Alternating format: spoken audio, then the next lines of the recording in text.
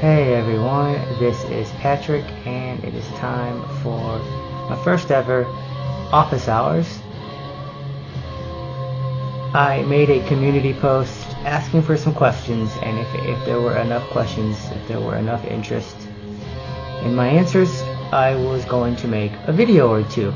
Well, Roger, who you should see right now on the screen, Roger was kind enough to give me 5 questions in one go, and he made me think a lot, because he asked me, questions that I implicitly think about a lot, so it was interesting to have to explicitly think about my answers. So I'm going to answer just Roger's questions in this video, and then record another video with the other questions. This was to celebrate my 300 subscriber mark. Even though I haven't hit 300 subscribers yet, I was going to wait to even ask for questions until then, but I'm almost there. Let's answer some questions. So first up, though, we are listening to Blood's 2003 album Disangelium. Blood is from Germany. They are currently active. I believe the current label is Hell's Headbangers. Okay, so Roger's first question was, are you tired of the new wave of old school death metal?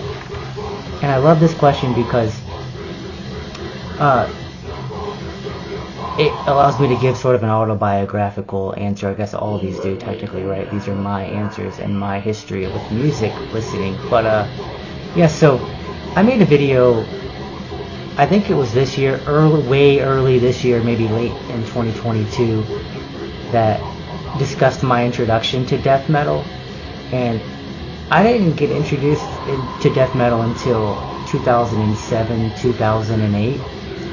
I first heard melodic death metal, essentially, In Flames, Gojira, Arch Enemy, but I also was introduced to Ulcerate, and it was Ulcerate's The Destroyers of All album that floored me. I loved it. I had no friends to share that with. Like, imagine trying to share Ulcerate with friends if they're into, hardcore, metalcore. Ulcerate, I had nobody to share that with except for the internet. And I wasn't even too conscious of what genre I was listening to. I just knew I loved it. That same holds for Behemoth. So those are my introductions to death metal. 2007, 2008, maybe 2006. In Flames, Arch Enemy, Gojira, Behemoth, Ulcerate. And it wasn't until reading interviews with Joe from Gojira that I learned who Chuck Schuldiner was, because he said he learned everything about guitar from Chuck Schuldiner, and I learned that Chuck was in a band called Death, and then the rest is history. So I call it fortunate.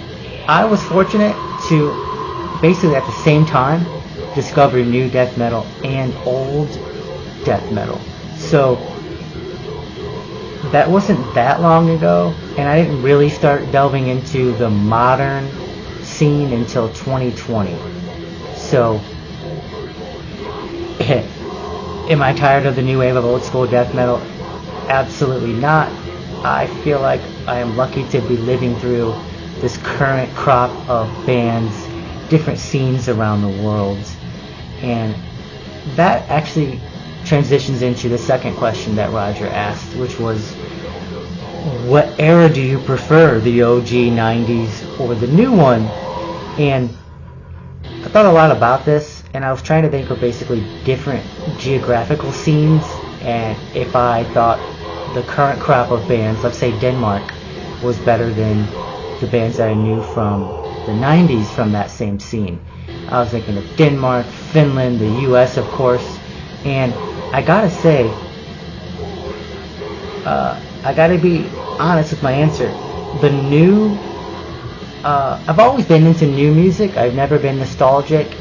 I have always searched for new artists, new albums, whatever genre it was at the time that I was getting into.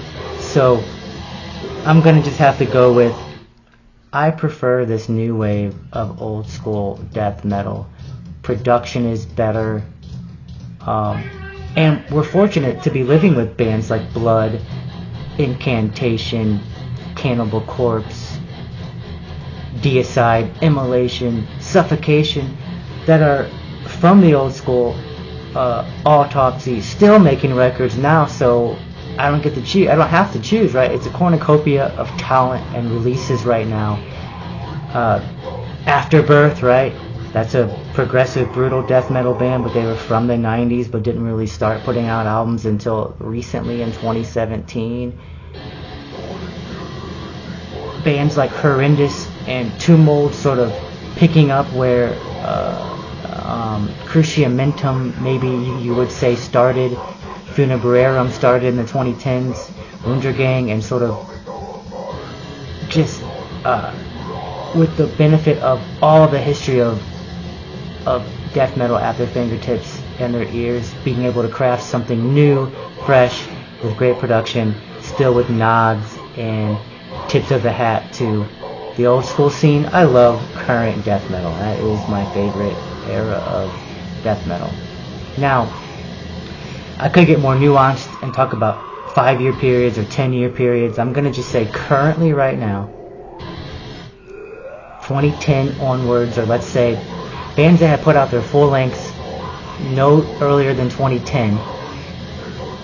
There's probably more of those bands that are my current favorites that I listen to more than the classics, but it's pretty close. Like I said, this is a 10-12 years of my life have I been really exposed to death metal, and I'm 36 right now, so I'm just excited to be listening to death metal right now. And yeah,